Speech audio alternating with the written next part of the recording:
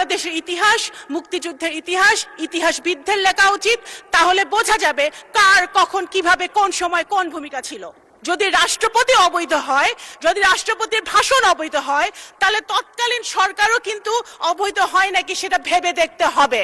আমাদের দেশের একটা দুর্ভাগ্য হলো, আমরা দেখেছি রাজনৈতিক দলের নেতারা বা নেত্রীরা ইতিহাস লিখতে চায়।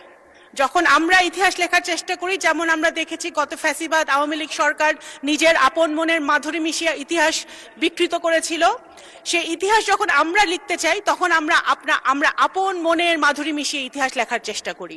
আমি মনে করি বাংলাদেশের ইতিহাস, মুক্তিযুদ্ধের ইতিহাস ইতিহাসবিদদের লেখা উচিত। তাহলে বোঝা যাবে কার কখন কিভাবে কোন সময় কোন ভূমিকা ছিল। রাষ্ট্রপতির ভাষণ, কোন রাষ্ট্রপতির ভাষণ? রাষ্ট্রপতি সেই রাষ্ট্রপতি যে রাষ্ট্রপতি আমাদের জুলাই যোদ্ধারা যারা শহীদ হয়েছেন, যাদের রক্ত দিয়েছেন 17 বছর ধরে, যে সকল বিএনপির নেতাকর্মীরা প্রাণ দিয়েছে, গুম হয়েছে, খুন হয়েছে, তাদের রক্তের বিনিময়ে আমরা যে 5ই আগস্ট পেয়েছিলাম, তারপরে যে ইন্টারিম সরকার এসেছিল ডক্টর ইউনূসের নেতৃত্বে, সেই সরকার যেই রাষ্ট্রপতি শপথ পড়িয়েছিলেন সেই রাষ্ট্রপতির ভাষণ, এবং সেই সরকারে আমাদের যারা এখানে সামনে বসে আছে আমার ছোট ভাইরা, তারাও ওই সরকারের সদস্য ছিলেন। যদি রাষ্ট্রপতি অবৈধ হয়, যদি রাষ্ট্রপতির ভাষণ অবৈধ হয়, তাহলে তৎকালীন সরকারও কিন্তু অবৈধ হয় নাকি সেটা ভেবে দেখতে হবে। কোন রাষ্ট্রপতি?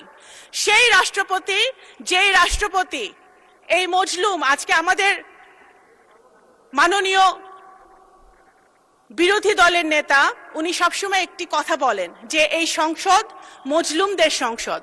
সত্য কথা, 100% সত্য কথা। এই সংসদে গুম থেকে ফেরত আসা সংসদ সদস্য আছে, এই সংসদে আয়নাঘর থেকে ফেরত আসা সংসদ সদস্য আছে, এই সংসদে ফাঁসির কেষ্ট থেকে ফেরত আসা সংসদ সদস্য আছে, হাজার হাজার মামলা মাথায় নিয়ে তারা জেল খেটেছে সেই সংসদ সদস্য আছে। সুতরাং এই ইটস এ ইউনিক পার্লামেন্ট। অবশ্যই এই মজলুম কারা আমাদেরকে মজলুম বানিয়েছিল?